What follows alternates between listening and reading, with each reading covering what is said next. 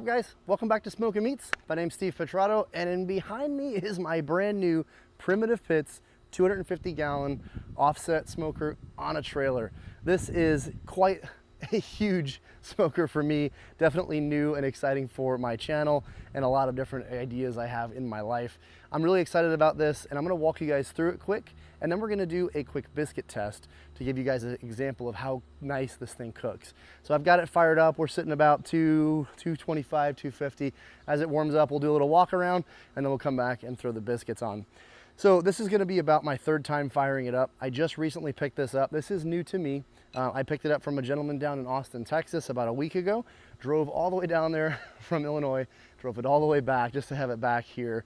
And it's really been nice. He fully outfitted this thing with almost all of the options you can buy. As you can see, it's got all 6 tell-true thermometers on it, 2 in the center, 2 on each doors. It's got the standard package stuff. Of course, your rollable aluminum door handles. These are non-heat, so they won't burn you. Inside the smoker, it's got grates on the top and bottom. The one option he didn't opt for was the collector grate, the grate that would go inside or closer to the collector, but honestly, that's okay. I don't plan on fully filling this thing up. If you were, you might want to get an extra little grate there so in case your brisket hangs over the edge, just to get a little extra space. But I'm sure I could hit up Primitive if they wanted to help me with that later on. I'd probably drop it off and get it welded together. But this thing's painted in a high heat black. It looks beautiful, and again, really well taken care of. It does have a foldable stack like most Primitive pits do, or most offsets this size. It is on a trailer, so you do need to be able to fold it. It's got a really simple valve here, or stack cover. You can just adjust this. I find that this thing runs at about 80% wide open for the most part. Once you kind of get it dialed in, you can set it about like that, this sitting this angle, and life is good. I've cooked on it twice now, and that's what I found to be the happy spot. It does have, I'll go around this side of it, we've got our biscuits sitting out here, but it does have a full wood rack in the trailer, so I have the ability to carry a ton of wood, gear, coolers, whatever you want. I got wheel chocks in here. I will be getting a toolbox to put here to put extra stuff in. Got my tongue lock up front. I recently just added this spare tire mount. I'm gonna get different bolts for it, but I found the spare tire mount. It just didn't have a place for it. I think Primitive normally puts them up here, but I decided just to mount mine on the side because I will be putting the toolbox up there. As we move down, I've got, again, tools, shovels, chimney, whatever I need on this side. The back of the smoker, it does have this little step here, and it's really good for just add logs as I'm cooking. I just throw logs back here to have them at the ready, but it's another great place to strap stuff down on the road, put whatever you want back there.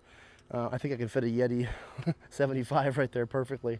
And the business end of the smoker, we have a fully insulated firebox.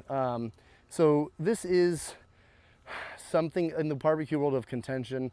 A lot of guys don't like insulated. Some guys like semi-insulated. Some guys like fully insulated. You see me touching this.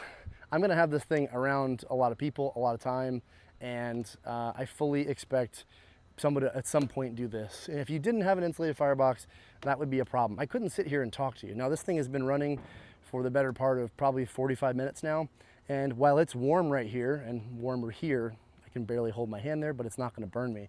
But I can fully hold my hand right here. That to me is huge, and it does allow for a much more efficient burning fire.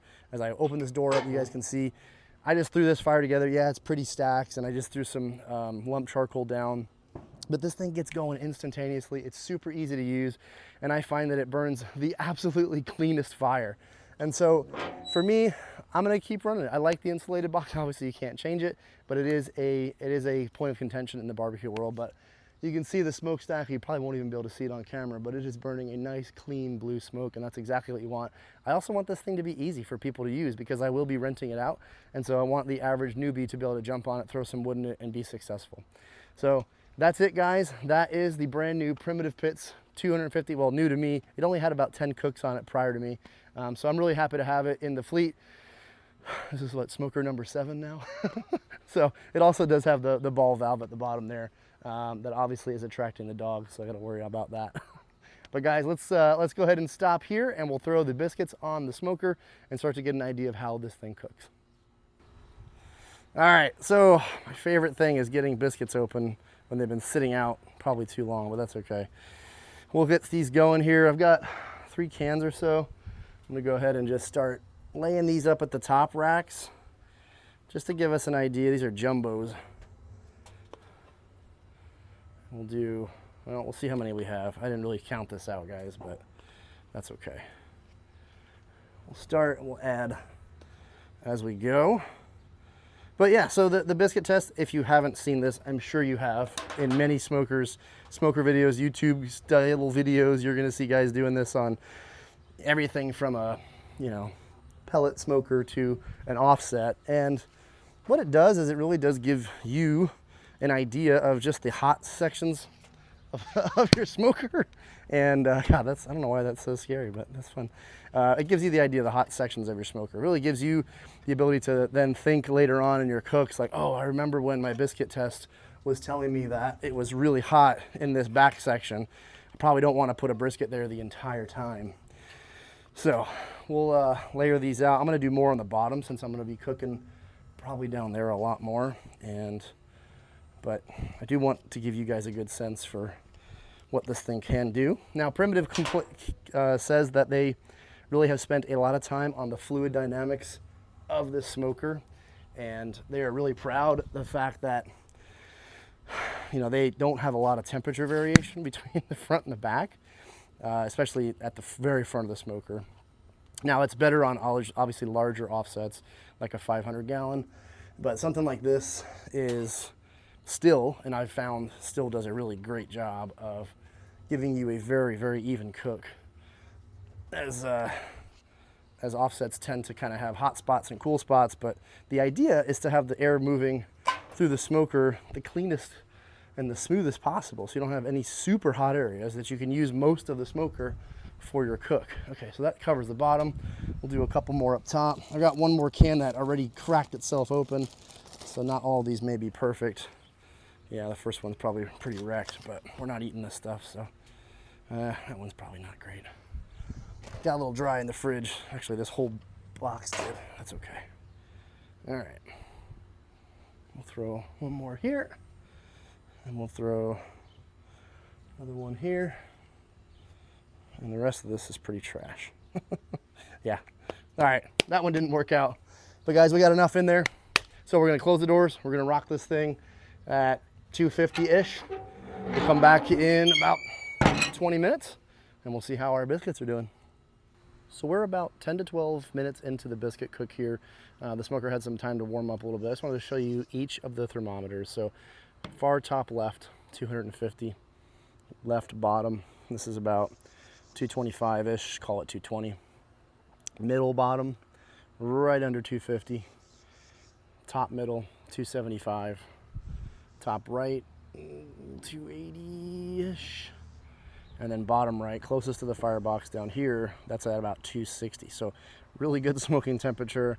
As we run over to the left, again, right in line with that. So that's like call it 249, 245, and right next to it, maybe 10, 15 degrees warmer. So really cool to see how simple it is, how similar it is across the grates. And then over on the far left next to the collector, of course, this is gonna be the coolest spot, and that's running right at 225.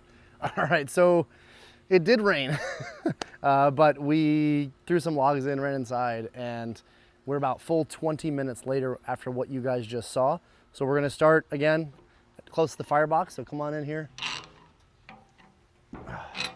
And I'm gonna go ahead and pull the top grate out. So pretty even, still really the hottest part of the smoker. This should be where you're cooking your chicken, your sausage, that sort of thing. But really, oh, look at that, that's nice and golden brown. Nothing is burnt. This is that really funky looking one.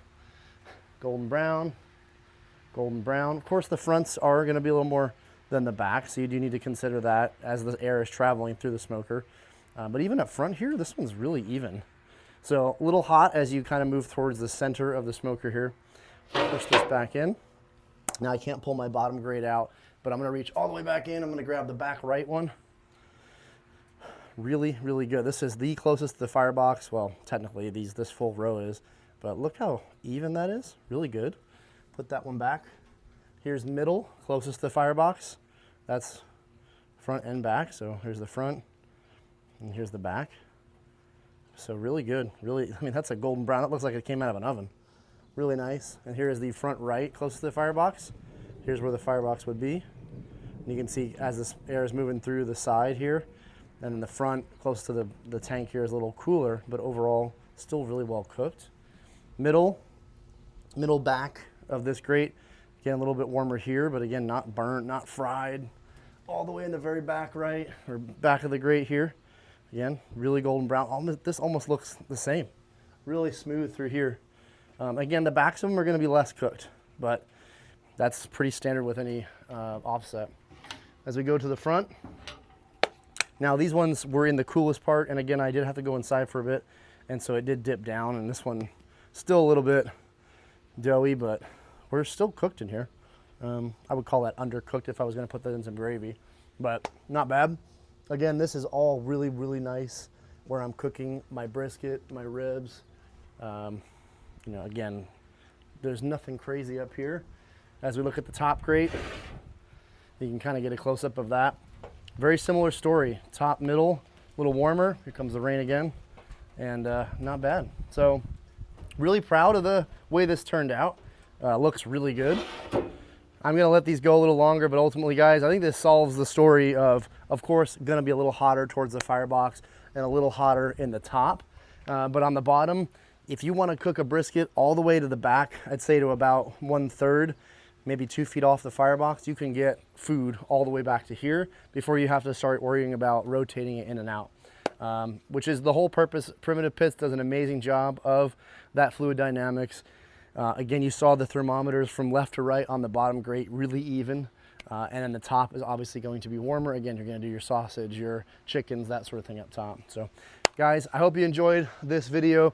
If nothing else, it was entertaining to watch me get scared by some biscuits popping. And we hope to see you guys on the next one. I'm gonna be cooking a lot on this smoker. If there's anything that you wanna see, please put it in the comments. And don't forget to like and subscribe. It really helps me grow this channel. This is totally a passion project, and I hope you guys enjoy the ride. Thanks, guys. We'll see you on the next one.